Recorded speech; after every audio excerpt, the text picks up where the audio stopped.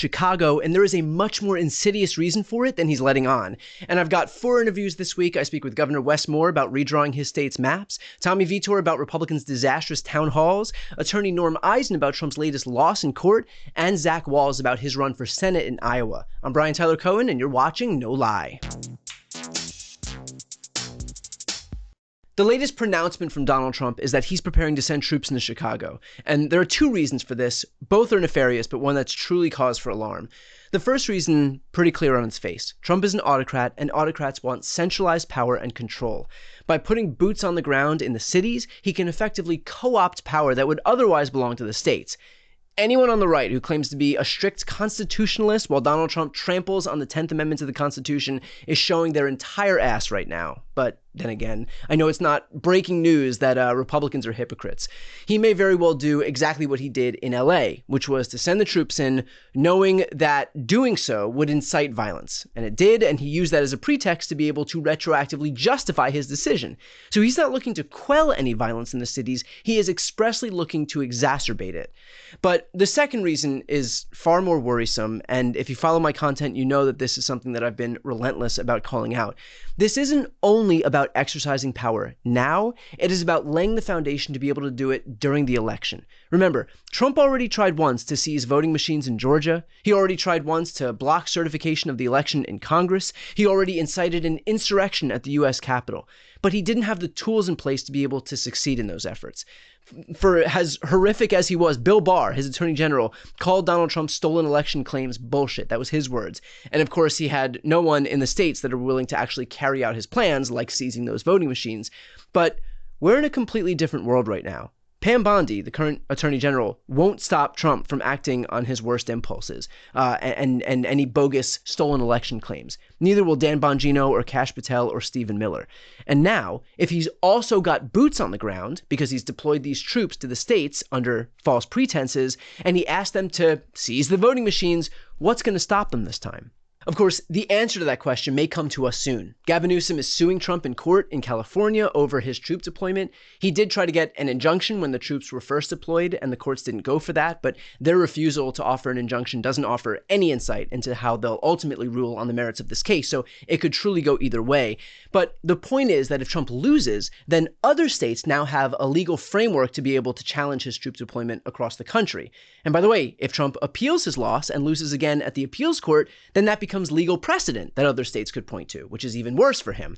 Of course, on the flip side, Trump could win, which would establish a framework for him to be able to justify his troop deployment elsewhere. So it's all very much in the air right now. But the point here is that we have to defeat these efforts and we have to make noise about these efforts because they represent something fundamentally dangerous, not just to the people who live in these cities whose lives are being upended by these troops, but to the very concept of our democracy, to the very concept of our autonomy. Like, it used to be a Republican position that we would fight back against tyranny. Now these Republicans are exactly the ones perpetuating it. One note of hope here, when we fight these battles, we generally find that the law is on our side. When Trump brought 65 cases to court after the 2020 election, he lost all but 1, which was nothing, shortened a ballot cure deadline from like 9 to 6 days in Pennsylvania. So we'll continue to fight, but the most important thing is that we're clear-eyed about his intentions here so that no one is caught off guard.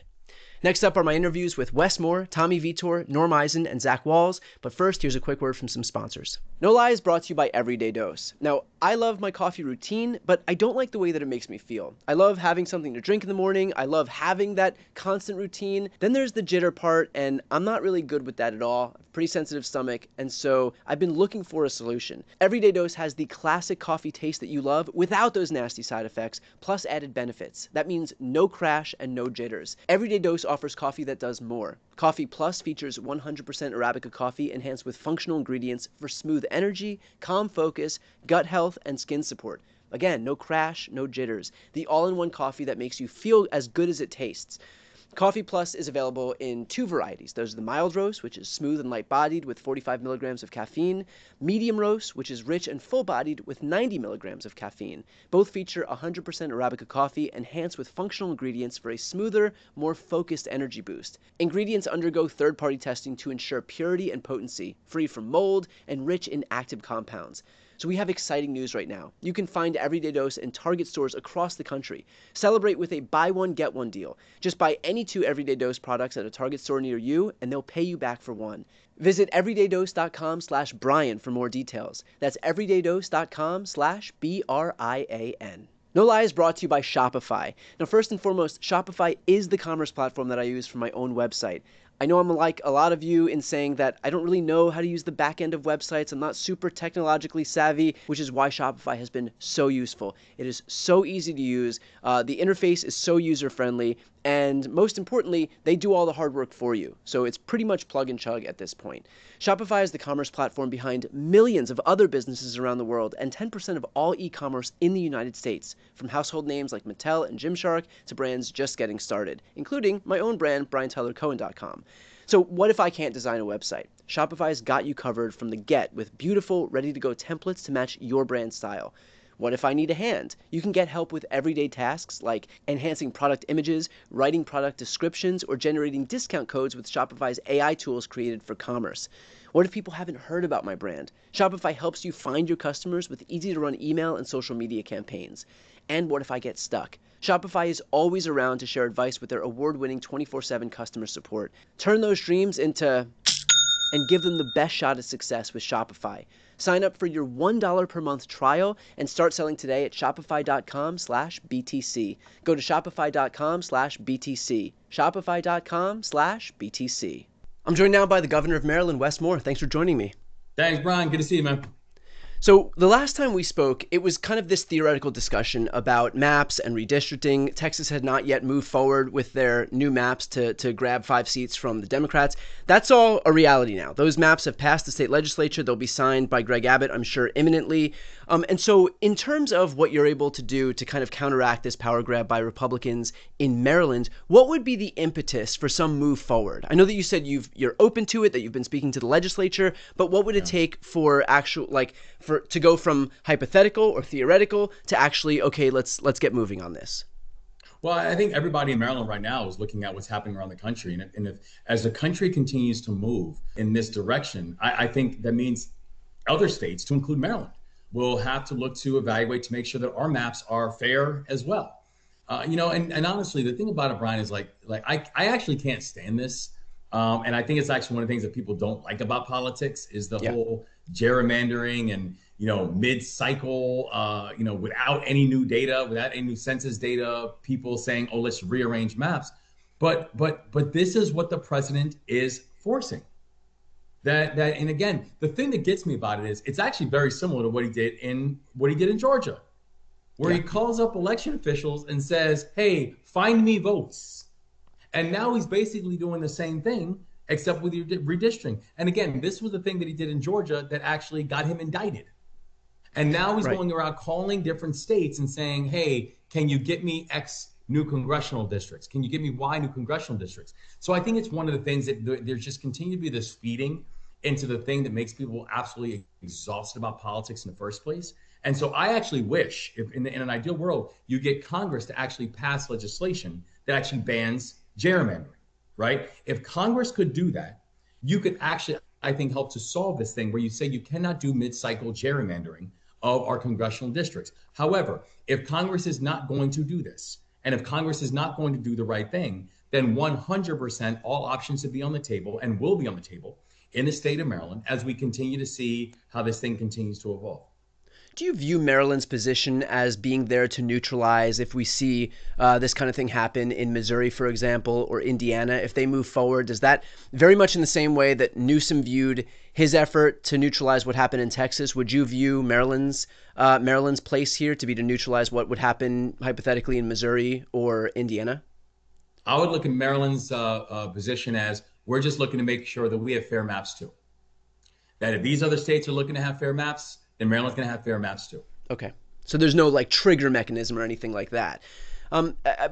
More broadly, how do you view Maryland's Supreme Court as possibly playing into this? Would if Maryland's officials did move forward, if you did move forward with maps to kind of counteract these power grabs that are happening on the right in the national environment, how would the Supreme Court possibly serve as an impediment to these efforts?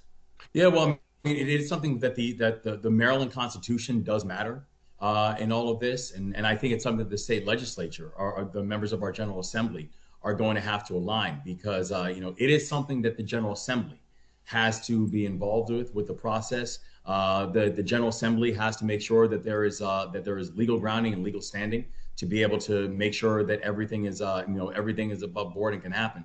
But I also know that that's something that they are actively talking about already. That we are in communication with them on it, because we have to make sure that we don't have something where elected officials are choosing their voters. Voters have to choose the elected officials, and at the same time, in the absence of Congress saying that there is going to be no gerrymandering in mid-cycle, it means that our state is very clear that we are watching, we are observing, and all options for us to be able to respond are on the table. Okay. Moving over to a different topic, Trump had actually focused in on you this weekend, attacking you for daring say something critical of Dear Leader. And one of the things that he threatened, because you didn't heap praise onto him, as is expected by Donald Trump, is this threat that he's going to revoke funding for a bridge in your state. So first and foremost, can you talk about where that funding did come from? Because he made it sound as if he's responsible for heaping this funding onto you, and just as easily as he gave it to the state of Maryland, he can take it away. Yeah, I was actually fascinated about the level of revisionist history that we continue to see from our president. And he talks about how he gave me all of this money for the bridge. And as a reminder, that we had on March 26th, a year and a half ago, where a ship the size of 3 football fields slammed into the iconic Key Bridge in Baltimore. And it shut down 13% of our state's economy. It meant thousands of workers were laid off. And we had 6 construction workers who were fixing potholes in the middle of the night who lost their lives. And we said that very first morning that we would stop at nothing to make sure that we are both going to make sure that our workers were supported and our small businesses were supported, that we would make sure that we could bring closure and comfort to the families. And it took about 5 weeks, but we were able to bring all the bodies and return all the bodies to the families. And also that we would reopen the Francis Scott Key Bridge and clear the federal channel. And when people told us it would take 11 months, we got it cleared in 11 weeks. Really put on a case study on how to work together to be able to respond in tragedy. And it was a bipartisan group from Congress who actually passed the legislation and made it put it in statute that there was going to be 100% cost share. So a cost share between the state of Maryland and the federal government to ensure that we could speed up the process of rebuilding the Francis Scott Key Bridge. And we have honored that promise, where we have moved faster than expected, not just to clear the federal channel, but also complete the demo and start the rebuilding process. And that bill was signed by both Republicans and Democrats in Congress, and then eventually signed by President Joe Biden. Donald Trump was not involved in that. His signature is not on the statute. So a threat of being able to, quote unquote, take away funding for the Key Bridge is a very empty threat, because it's not his signature that made it happen in the first place. And so I tell the people of our state, don't be concerned about someone taking away something from you when they didn't give it to you in the first place. And that's exactly what this situation is.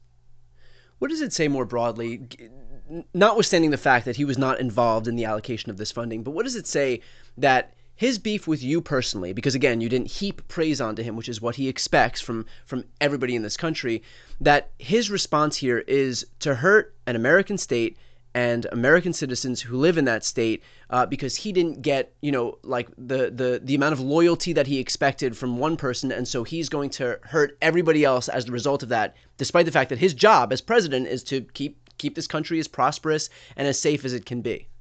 Yeah, I was very clear, Brian, when he first won the election. I said to the people of my state, listen, I will work with anyone, but I will bow down to no one. I'm not built that way. And the people of our state know that.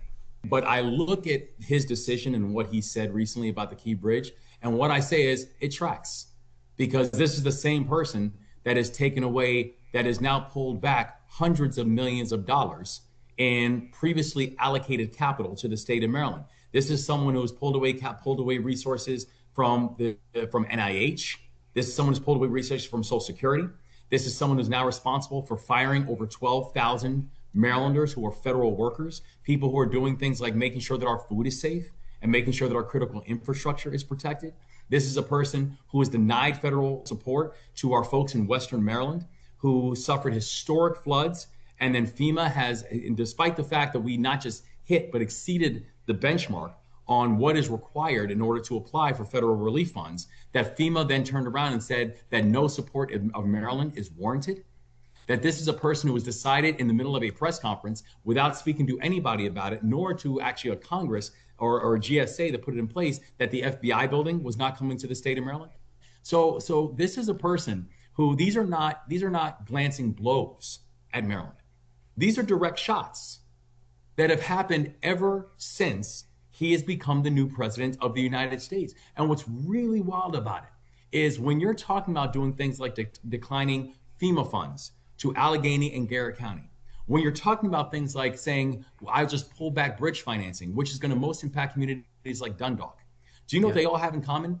They all voted for the president. And now these are the communities that he is deciding to go after and leave behind because, because he has a personal beef. This is the level of vitriol and childishness that becomes so tiring and exhausting for people when it comes to politics. And I remember when when Western Maryland had its floods, we were some of the first boots on ground. And I remember never once, even when people say those are Republican areas, I reminded them, you know what I never once asked a single one of my soldiers when I was leading soldiers in combat? What's your political party? But it's very obvious that this is something that the pain that they want to inflict on Maryland, it is petty, it is partisan, and it is punishing. And it is deeply unfortunate because when we're seeing how this continues to show itself, seeing how hundreds of thousands of Marylanders are now about to lose their health care because of these decisions, how Marylanders are watching the price of everything go up, from their energy rates to the clothes they're buying to the food that they're eating. This is petty, it is partisan, and it is punishing. And frankly, unfortunately for this president and this administration, it's par for the course. Well, another testament to exactly that is within those threats against you. He suggested sending the military into Baltimore as well, very much in the same way that he's done in my city of Los Angeles and that he's done in D.C. And so, can I have your reaction first and foremost to the prospect of him using the U.S. military to not to be sent overseas, but to go into the streets of yet another American city? And I told them, and I was very clear that I would not authorize the usage of our National Guard being able to be deployed to any of our cities or others, because I said not only is this something that is not sustainable. I mean, the American people need to know this is a deep waste of taxpayer dollars. There's well over $1 million a day that is now being spent on having members of the National Guard go and patrol communities in a way that they are not trained for and in a way they did not sign up for. I've said that we will not authorize it because it is not scalable. You're not going to send the National Guard into all of America's major cities, especially when, frankly, a lot of the people who are patrolled and deployed now to Washington, D.C. are actually from states that have higher crime rates than have some of the highest crime rates in the country. So who's going to deploy their cities when they're actually walking around Washington, D.C.? And I told them it is unconstitutional, because this is a direct violation of the 10th Amendment, and this is deeply disrespectful to the members of the National Guard. And as someone who's actually worn the uniform and deployed overseas, I actually take my responsibility to them seriously, and I take my responsibility to their family seriously.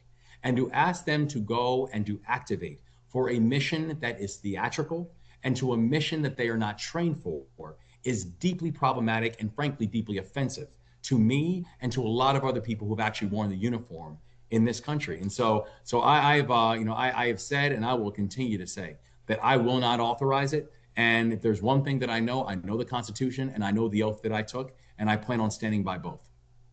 What do you make of the fact that he continuously threatens or actually follows through on these threats to deploy the military into blue cities and blue states, but refuses to do so when it comes to red states where there are cities that have, objectively higher per capita crime rates than in those blue states? I think it just goes to show how completely partisan this decision is. These decisions are not data backed. these decisions are not consistent with fact. And I say it especially when you're talking about coming into places that have actually, for example, if you look at what's happened in Maryland, Maryland's had amongst the fastest drops in violent crime anywhere in the United States over the past 2.5 years. That when I first became the governor, that Maryland saw over a 10-year period before I became the governor, how the homicide rate had nearly doubled. The non-fatal shooting rate did double. Baltimore City went 8 straight years of 300 plus homicides. In 2022, the year before I became the governor, Baltimore's averaging almost a homicide a day. Now, since our inauguration, we've had amongst the fastest drops in violent crime anywhere in the United States of America. That the last time the homicide rate was this low in Baltimore, I was not born yet. And that we've done it by working together with the mayor, with our state's attorney, with local law enforcement, with community groups, to be able to say, we know we have more work to do, but no one is watching faster drops than what we are seeing in Baltimore and what we are seeing in the state of Maryland right now. And so so my invitation, when I invited the president to come do a safety walk with us, that I guess offended him. But the reason is because he can learn something. And instead of spouting ignorance from the Oval Office, come be educated about the things that are actually working, about what it looks like when people on the ground are actually collaborating and working together on these issues, and stop making theatrical political plays that frankly just serve as distractions of the fact that your economic policies are just making life harder for every single American. Well, you say that his decision is not data backed, but it's very possible he could just fire the person who was giving him actual data and replace them with somebody who gives him the data that he actually wants, and then suddenly it's data backed. Yeah, okay, fair. last thing, I'm going to play a clip of something that Donald Trump said today. Baltimore is a horrible, horrible deathbed. It's a deathbed. I know Governor Moore said, oh, he wants to take a walk with me. He meant it in a derogatory tone. I said, no, I'm the president of the United States. Clean up your crime and I'll walk with you. But it's tremendous crime. But he was trying to be derogatory. He doesn't have what it takes. But he's trying to be derogatory. And I met him at the Army-Navy game. They said, oh, there's Governor Moore. He'd love to see you. He came over to me. He hugged me, shook my hand. You were there. He said, sir, you're the greatest president of my lifetime. I said, well, it's really nice that you say that. I'd love you to say it publicly, but I don't think you can do that, so it's okay. But no, sir, you're doing a fantastic job. I want to just shake your hand. Thank you very much, Governor. That was it. And then every time I see him on television, he's knocking the hell out of me. But that's all right. That's called politics. So apparently you had a conversation where you privately told Donald Trump, sir, because it's important that you include the sir, you're the greatest president of my lifetime. Gov, care to explain? I literally laughed out loud when I saw this. It's and I'll tell you the story. So it comes up, and first he was the one who asked and requested to meet. So as he pulls up, as we're at the Army-Navy game, because I'm there, and I don't miss Army-Navy games, especially when they're in my state. He comes up and immediately I said, "Welcome back to Maryland, Mr. President," and he says, "You're a good-looking guy." That was the first thing that came out of his mouth. Yeah. And then I told him about how we need to make sure that this bridge gets financed, and we're on track to get it done. And he said, "We're going to help you out." And I said, "Thank you." And that was the conversation. And what he took out of that was you telling him that he's the greatest president of your lifetime. I mean, it is just, people ask, what do you think? And it's just difficult to have any answer besides, as I've always said, don't let things that don't matter too much matter too much. I'm a person who believes in my integrity, and I can tell you right now that imaginary conversation that he revealed from the White House not only did not happen, but unfortunately, it's just a consistent thread and a consistent theme that we are seeing from the president of the United States, which is just a deeply sad state of affairs. Yeah, just a recurring pattern where he is trafficking in nothing but delusion. Okay, well, with that said, I appreciate the time today. I appreciate the work you're doing in Maryland. And, as this, I'm sure this map fight is going to continue ramping up, this map Cold War that we're engaged in right now at the hands of Donald Trump and these very obsequious Republican governors. I'm sure that this isn't the last that we'll speak about that. So, Governor Moore, appreciate your time today. I appreciate yours, and go Ravens. Brian. I'm joined now by the co-host of Pod Save America and Pod Save the World, Tommy Vitor. Tommy, thanks for joining me. Good to see you. So we have some very surprising footage here from one of the top Republican incumbents who's running for re-election this upcoming cycle. You haven't seen this footage yet. I don't know what we're talking about. Let's throw to the clip.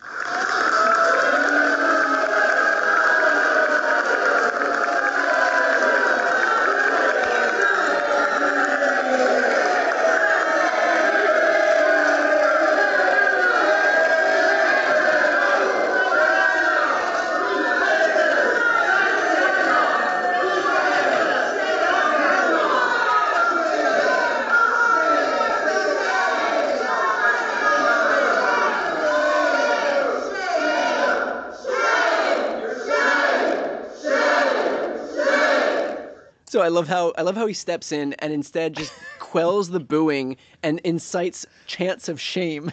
She's like, go back to the booing, go back to the booing. I love a good shame. Yeah. It's like Game of Thrones. We had the classic shame. Oh, yeah. The bell, maybe. I'm curious what you think of here because, look, we can see this stuff and it's obviously promising because this is one of our few offensive opportunities. The other being, Iowa, which just had a great result in a special election yesterday. And of course, there are a few other states that we could look to. North Carolina. And, maybe even in some, depending on how the environment looks, Texas. Yep. But Susan Collins has been able to weather quite a few storms. And even in other election cycles where Democrats were heavily favored, I believe it was 2018 where Sarah Gideon ran against Susan Collins. Is that correct? Yeah, a lot of money. All the polling showed that Sarah Gideon was going to beat her by like 10 points. And of course, she came out of it. And so how are you thinking about a moment like this where we're starting to see a real big uprising against Susan Collins, but also keeping in mind kind of the historical trends of Maine? Yeah, look, Susan Collins, she has surprised us over and over again with both how naive she can sound in the face of Donald Trump's authoritarian tendencies, but also the fact that she just keeps winning. And so it's good to see a bunch of super energized, pissed off Democrats showing up at her events. I think this will probably influence her thinking. It'll make her nervous about going out in public and doing events and doing town halls. Not that I want her scared, but I want her to worry politically about having a terrible news cycle like that. So that gives me some hope. That makes me a little more excited. I don't know. How are you feeling? We got a good candidate. We have a good candidate. There are actually a couple of candidates. Yes. I just did interview Graham Plattner, who is this guy is the real deal. He's an oysterman. This is not somebody who was created in the usual Democratic lab of consultants and operatives put together this person that just looks like they were born to run, on the Democratic ticket and just spout out a bunch of platitudes. But this guy is the real deal, economic populist. He is works with Trump supporters. He's doing military veteran. He told me he's the highest office I ever thought I would have was harbor master in my hometown. It's a good office. So and he's a great speaker and he's voice. A real great voice. Yeah. I mean, I couldn't even come close. Yeah, it was cool. I was like, ooh, voice for radio. Look at this guy. Right. That announcement video. Yeah. So there, that part I actually feel really good about. Now we'll just see what the composition of the electorate looks like in Maine. Again, we've been here before. Right now, the national environment looks very much like it did in 2017, where we're seeing overperformances by Democrats at about 10, 11, 12 points from where they were, in the norm. So if we see something similar to what we saw in 2018, in 2026, that could mean we take the House by 40 seats. I mean, we took 41 seats in 2018, but these seats are going to be especially important. Being able to flip these Senate seats and actually have the opportunity to win back the Senate in what is, by the way, a pretty dismal Senate map will be really important. Really, really, really important. Yeah, I mean, there's a few factors at play that I think about. One, Trump's approval is in a very bad place right now. He is extremely unpopular. Hopefully he will continue to get more unpopular. That is good for Democrats. But if you look at polling about the Democratic Party brand, we're not doing great. So that's why it's exciting to see someone like Graham Plattner come in and run, who doesn't look like a traditional Democrat, doesn't sound like one, doesn't have, as you said, the traditional resume. He's not like a lawyer or like a rich guy. No, he's like a oyster farmer or fisherman, And I think that's important because a lot of people are having these meta conversations about how to fix the Democratic Party's brand. But the party is its people. Exactly. And so the way to fix it is not to just do things, is not to make these inauthentic moves. And I said this the other day, but now I'm going to start talking like this and I'll wear a backwards hat. Right. We're not going to tweak a couple dials over at the DNC, room that controls the party. No, it is exactly what you said. It is the people who are running, the candidates who represent us. And so if we have people like Graham, like a lot of the candidates that we're seeing across the country, run and win, that fixes the brand problem because the brand is a reflection of the people in the party. Exactly. To that point, I do want to talk about some news that came out of Axios. I believe it was Alex Thompson who reported that Democrats are considering doing a mid-cycle DNC. And so I'm curious what your thoughts are on that. So I read that story too. I read it almost immediately after I read another Axios story about a big intra-Democratic Party fight over Gaza at the DNC, the current DNC meeting, and it made me worry about the prospect of having another mass gathering where Democrats decide not to acknowledge it at all. Right, and look, you know where I am on all these questions of whether Democrats should be cutting off military assistance to Israel. Very much so, I support that. But my concern is more like if you get a bunch of Democrats together in a room, can we all agree upon a set of policies or at least messages to deliver? And so, like, that's kind of table stakes for doing something like a mini convention in an off year like this. Now, you know, Donald Trump blots out the sun.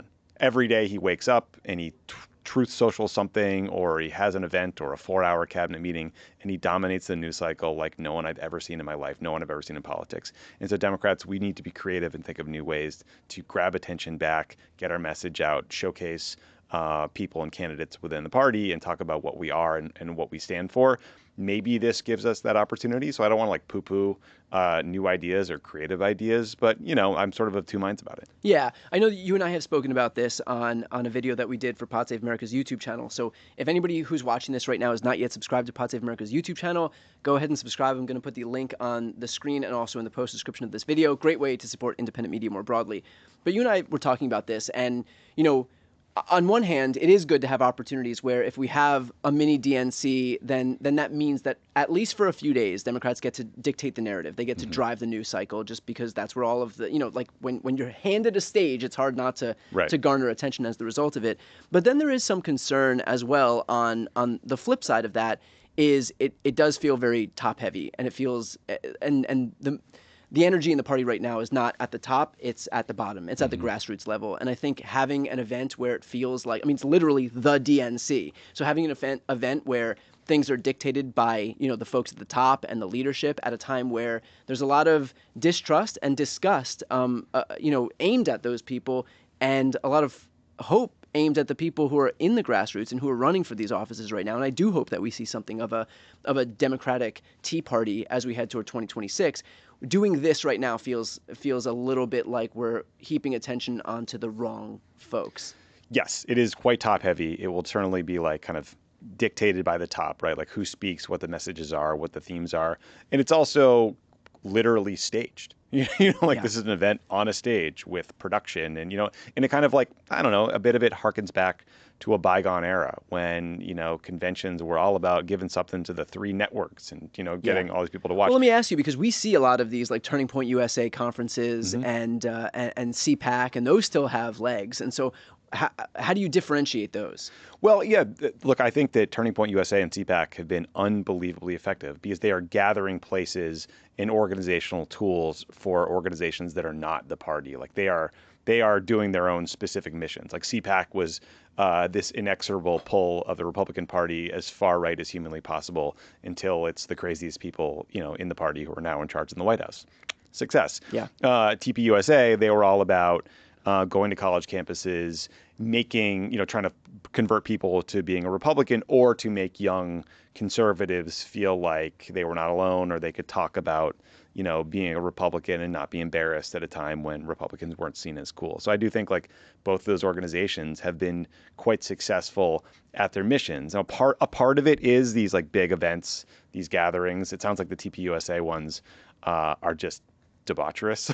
There are some so we've heard. There's some stories. Yeah. Will Sommer over at the Bulwark has some stories about what happens after hours at those events. But you know, the organizing is the real key to them. So let's finish off with one more story, and I think we have some video footage that I want to throw to here.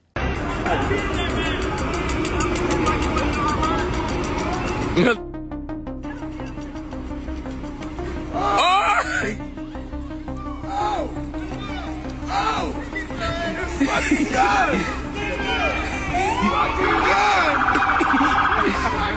The slowest foot chase in living memory. It makes me laugh every time I see it. Well, the update here is that even in courtrooms where they say that prosecutors could even a grand jury would indict a ham sandwich, they weren't able to indict this guy at the hands of Not a Jeanine foot Pirro. long. So I'm curious what your reaction to this story more broadly is, given the fact that Trump really has a vested interest in trying to pick people out and make examples out of them. And of course, there's no better example if you're an aspiring autocrat than if somebody throws a sandwich at one of your goons to try and make an example out of him. Trump sent 20 police officers into this guy's apartment to arrest him. So curious your reaction to the fact that they weren't able to secure an indictment. Yeah, it's hard to overstate how rare it is for a grand jury not to return an indictment like this. I think the stat is between some period of 2009 to 2010, there were about 190,000 cases, and only 11 of them the grand jury did not return an indictment. So pretty rare. And the reason is because the process is totally rigged towards the prosecutors. They get to introduce all the information. The defendants don't have lawyers in there. So it's really tough. What it tells me is that the D.C. residents who are part of this grand jury are pissed. They are ripshit pissed at Donald Trump, at this military occupation of their city, and they said, "Fuck you! No, I'm not. We're not going to do your bidding. We're not going to indict this person." You put Jeanine Pirro in charge. She's the U.S. attorney for Washington D.C. Do you know how insulting that is? Yeah. This drunk wine mom from Fox News. No, we're absolutely not returning an indictment for her. So I love it. It's a little quiet act of resistance. That's it. One might even say he's a hero. Get it? It's a sandwich pun. With that said. I wish I could do your cricket noise. I'll do it for myself. So good. With that said, of course, again, for anybody who is not yet subscribed to Pod Save America's YouTube channel, I'm going to put the link right here on the screen and also in the post description of this video. Help support independent media, help grow the Crooked Team's voices and their reach so that when people come on to YouTube, for example, they're not automatically sorted into right-wing content. So again, that link is on the screen and also in the post description. Tommy, appreciate your time. Thanks for having me.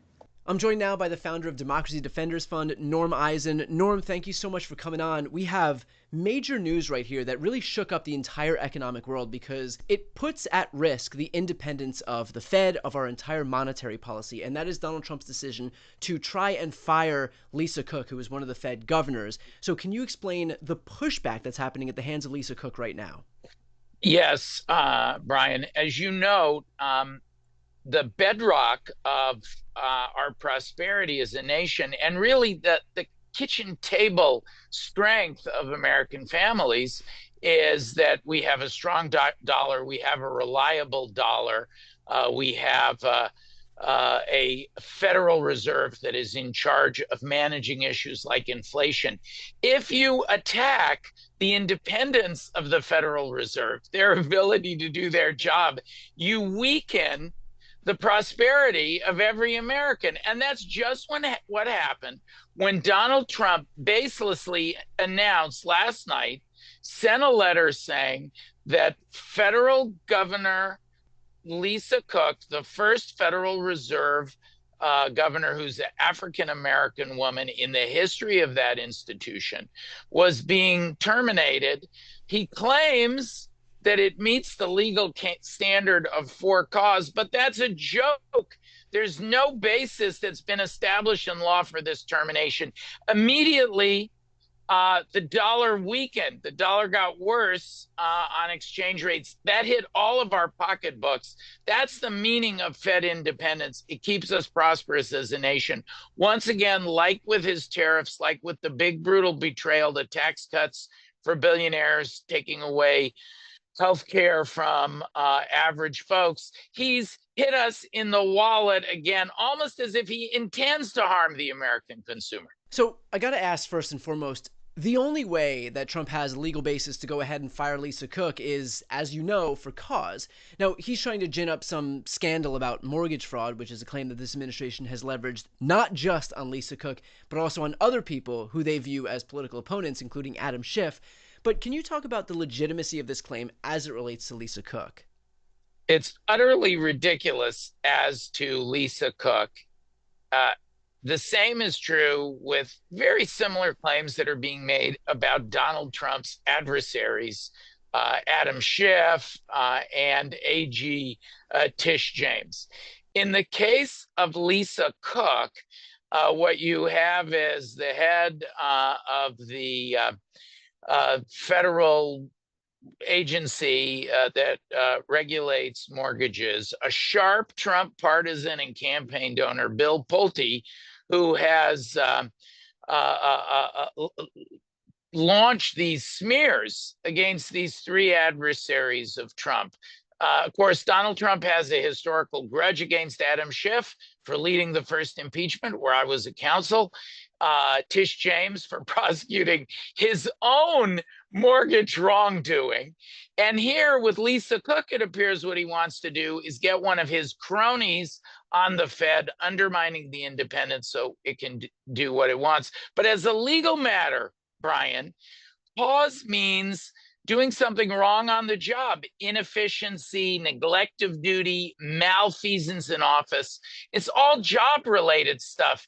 Here you have a tweet from Bill Pulte, the Trump partisan, alleging that Lisa Cook did wrong.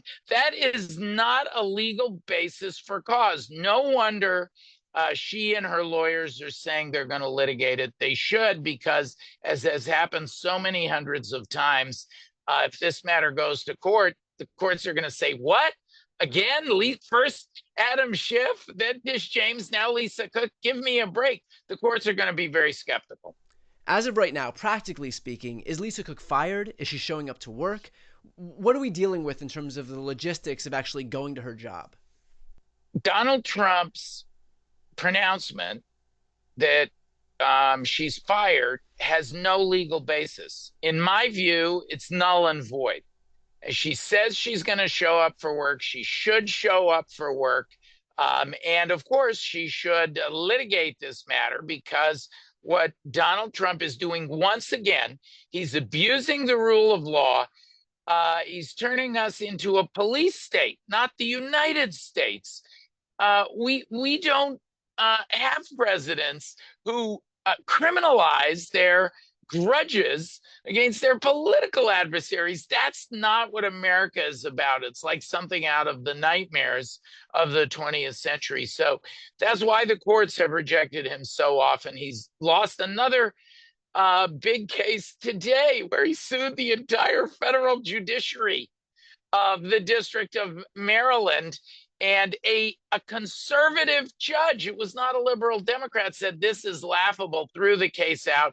I think that Donald Trump is doing the same thing with Lisa Cook. There is no pause based on a tweet from Bill Pulte. And so what are next steps now from a legal standpoint? Is her legal team seeking some type of injunction or temporary restraining order so that we can have some clarity here in terms of what happens tomorrow when she tries to show up to work? They've said that they're going to go to court to contest this. And unlike some of the other cases we've seen, the Supreme Court just said that the Federal Reserve is different, is entitled to more protections because it's a uniquely structured quasi-private entity that follows in the distinct historical tradition of the first and second banks of the United States. What that means is Congress has more power based on the Constitution and our history to protect the Fed. They've done that with Fed governors by saying terminations must be for cause. This is not for cause. So unlike some of the other cases, I think that Lisa Cook and her lawyers, led by the brilliant Abbe Lowell, I work with him often, his colleagues at Lowell and Associates, they quit big law. They set up on their own to fight for democracy, and they've got themselves an important case here. And I think this is one where there's strong recent Supreme Court precedent from the Roberts Court that helps them. Norm, does it surprise you that as it relates to Bill Pulte, this guy is in his position solely to offer Donald Trump these baseless predicates to be able to launch attacks against his political opponents? Like, that's what this guy's entire job boils down to. Well, the Trump administration is full of people who, instead of their qualifications for the job or providing their independent judgment, giving their best effort, qualification is loyalty to Donald Trump. But Pulte is taking that to a whole other level by weaponizing mortgage applications against the perceived enemies of Donald Trump. And I don't think the courts are going to stand for it. It stinks to high heaven. The judges of every party, Brian, as you know, over 200 times, judges appointed by Bush and Trump, judges appointed by Biden and Clinton and Obama, have rejected illegalities of this administration. They're trampling the rule of law. But these attacks, criminalizing the political opposition to Donald Trump, are some of the worst abuses. I think the courts are going to see through that. Nobody knows for sure, but it's a noble fight. And it's one that must be waged. And those day in, day out fights, you and I often talk about them. We've covered so many different cases here. They are how we are going to hang on to this democracy of ours. Norm, can you talk about why Trump is so hell-bent on being able to replace legitimate members of the Federal Reserve with his own appointed lackeys? He has the idea that if he puts his people on the Fed, that they will lower interest rates, never mind the inflation risk, which is substantial, and that it will goose the economy. He's panicky about the 2026 midterms and the backlash. So he's thrashing about. He tried to find 5 extra seats in Texas. California's checking him on that. God bless Governor Newsom and the Californians for pushing back on that. So now he's looking for something else to get him out of this bind that he's created with his rule of law violations and his giveaways to his billionaire cronies. By the way, he likes to take these outrageous actions because it changes the subject from his biggest fear, the Trump Epstein files. We just filed a lawsuit to get a hold of those Trump Epstein files. He wants to change the subject, but he also thinks he's going to help the economy. But Brian, he's hurting the economy, not helping it, because by undermining the functioning of the Fed and the independence of the Fed, he's weakening the dollar. That means we're all going to pay more for things, and it weakens the economic position of the United States. It puts us all in jeopardy. The strength of our country is being undermined economically by Donald Trump's behavior, plus the tariffs, plus the tax cuts that took away the health care and other benefits from average folks. He's destroying the economy instead of, as he thinks, goosing it. And you know what? The American people see through him. 37% approval rating. They know what he's doing. They're actually smarter than the elites at times. You know, I think that's such a great point about his efforts to kind of turbocharge the economy that ultimately are having the complete opposite effect. I mean, this effort to boost the economy by filling the Fed with his own self-appointed lackeys is going to send inflation higher. That's the whole reason the Fed isn't doing it right now, which, by the way, used to be important when Republicans spent the last few years railing against high inflation. It was the whole reason that Joe Biden's approval rating was as low as it was.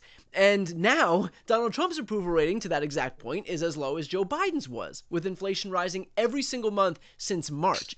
And so he's only going to exacerbate the very problem that he himself campaigned on fixing. And that's to say nothing about the fact that he's also promised to lower costs and instead has sent them surging with his misguided trade war, and has said that he would protect earned benefits and entitlements, only to cut Medicaid for 17 million Americans and food assistance to the tune of $300 billion. So it really does go to show how Donald Trump just pulled a bait and switch on his own supporters by promising them one thing when, he wanted to manipulate people for their votes, but then once he got into power, he's just more interested in the optics that he's doing well as opposed to actually helping the economy. And of course, if we see any numbers that aren't to his liking and that don't lend themselves to his grand vision that Donald Trump has for himself, he'll just fire the statisticians or anybody who gives them. Kill the messenger. Right. Kill the messenger. That's exactly right. Norm, I do want to take this opportunity for folks who are watching right now. If you're looking to support the invaluable work that Norm and his team are doing on the front lines, which is in the courts, please, I'm going to put the link to Democracy Defenders Fund right here on the screen if you'd like to donate. These are the folks who are fighting, again, on the front line. So if you want to be able to donate and help these folks out, you can click the link right here on the screen and also in the post description of this video. Norm, I appreciate your time. Brian, so many people are rightly concerned about the direction of our country. It's so terrific to come on with you and your viewers and listeners to say, hey, there is accountability. The American people are figuring it out.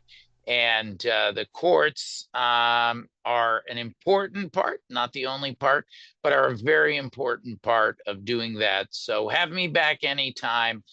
Donald Trump is going to fail. And I'll tell your listeners for the umpteenth time that they and your viewers are the ones who represent the hope for this country. So keep on going, folks. I'm joined now by candidate for the U.S. Senate in Iowa, Zach Walz. Thanks so much for joining me. Thanks, Brian. So we have some major news out of Iowa that really did capture the entire attention of the country, and that was that there was a state legislative seat that was flipped, a 20-some-odd point flip from red to blue from the 2024 election when Trump won that district by about 11 points to when Caitlin Dray won that district just this week by about 10 points. So a major flip. And so how does that make you think about Iowa as you're running right now in terms of, I know a lot of people will write the state off. How are you thinking about the state, given what we've seen in the last 24 hours? Well, Brian, it's really exciting for a couple different reasons. First and foremost, even though this is probably what got a lot of the audience's attention, given the fact that this got national headlines, this is actually the fourth consecutive special election with a 20-point Democratic overperformance in just the last 6 months. This is the second state Senate seat that we have now flipped in Iowa that was won by Donald Trump in 2024. So needless to say, there's a lot of excitement and enthusiasm, and including the fact that Caitlin actually broke the Republican supermajority by winning this seat. Our campaign had the opportunity to campaign with her this past weekend during Get Out the Vote.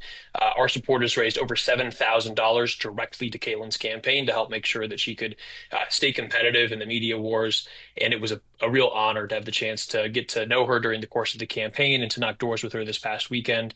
Talking with a lot of Iowa voters who were really upset with the fact that the Trump administration has not brought down costs like he promised they would, and the fact that Republicans have been a rubber stamp for his agenda, including Senator Joni Ernst, that has actually made cost of living higher for most Iowans rather than lower.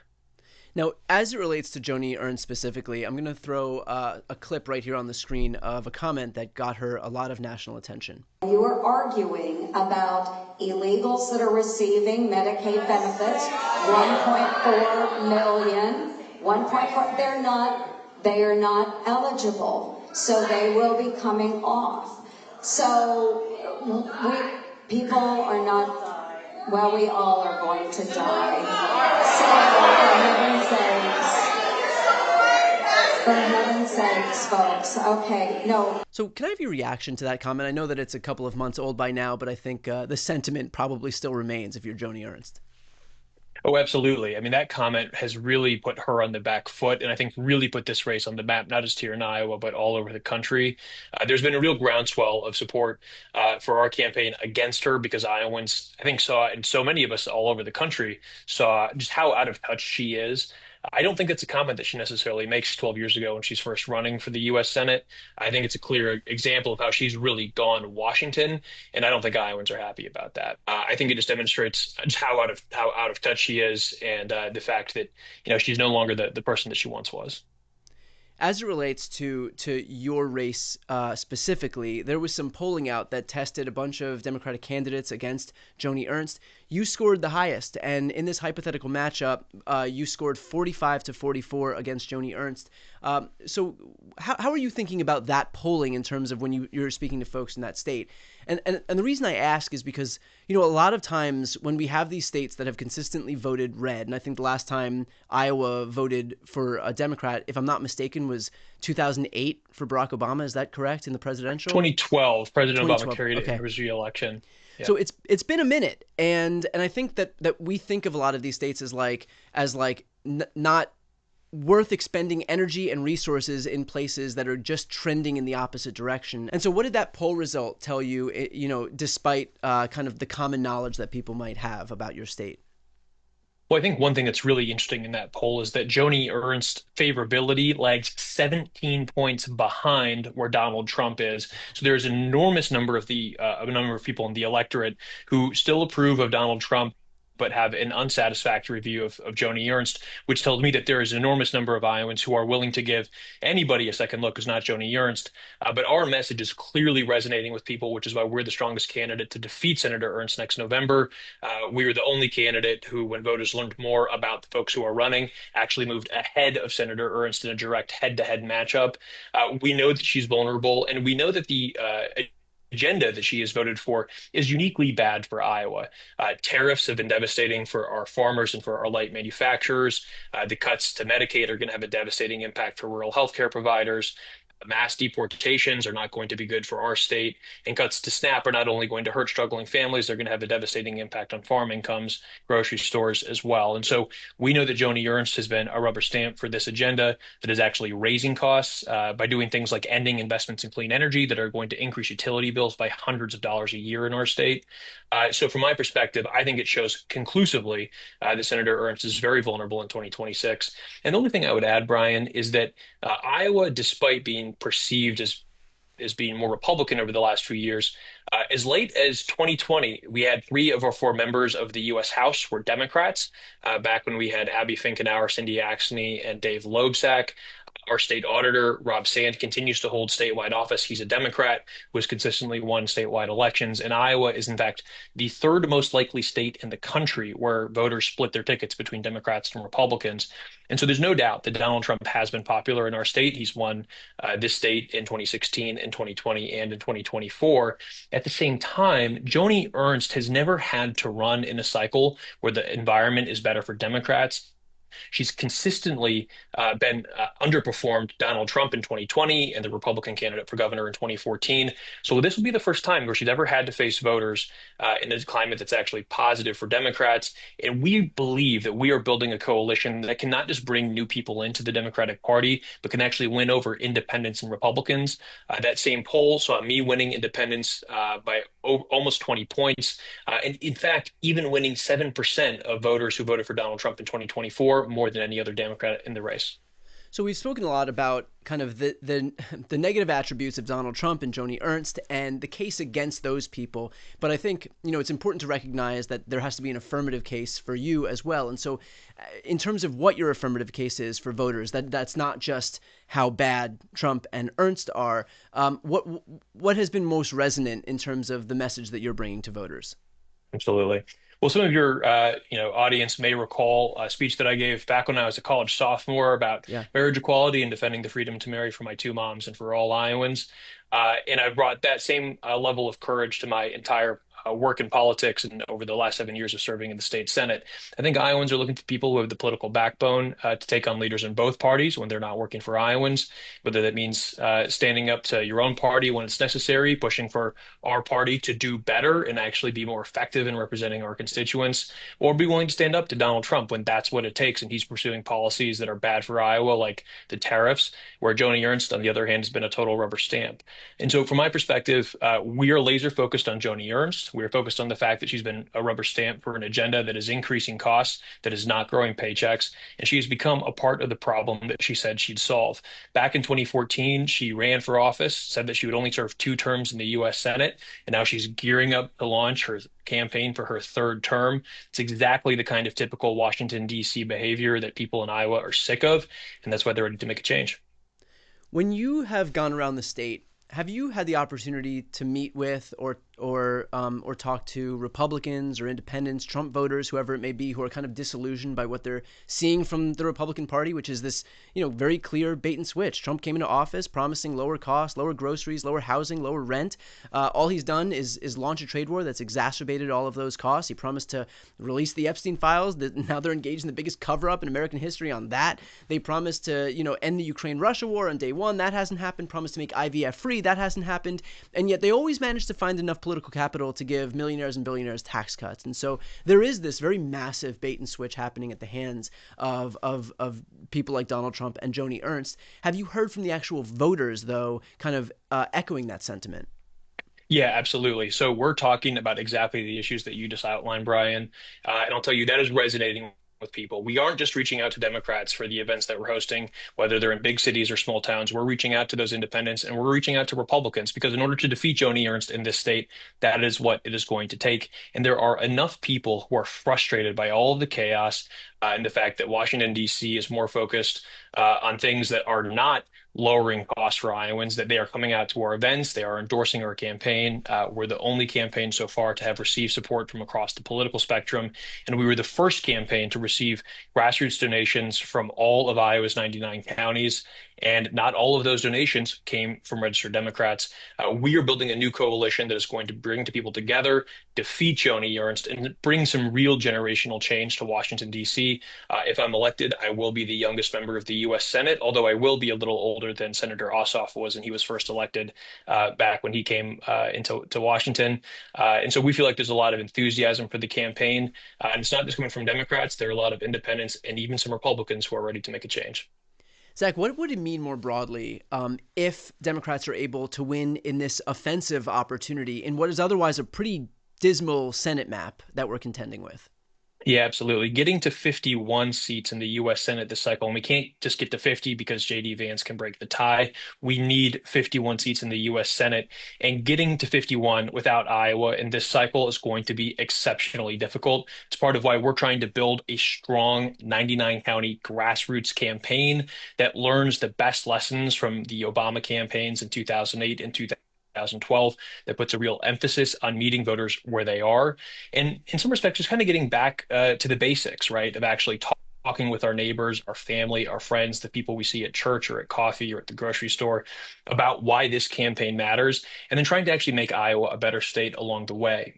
One of my favorite things that we're doing in our campaign is when we distribute our yard signs in the communities that we are visiting, we ask folks, we reach out to the community service agencies in those areas, we ask, what supplies do you need? And then we ask our supporters to bring those supplies in exchange for a yard sign.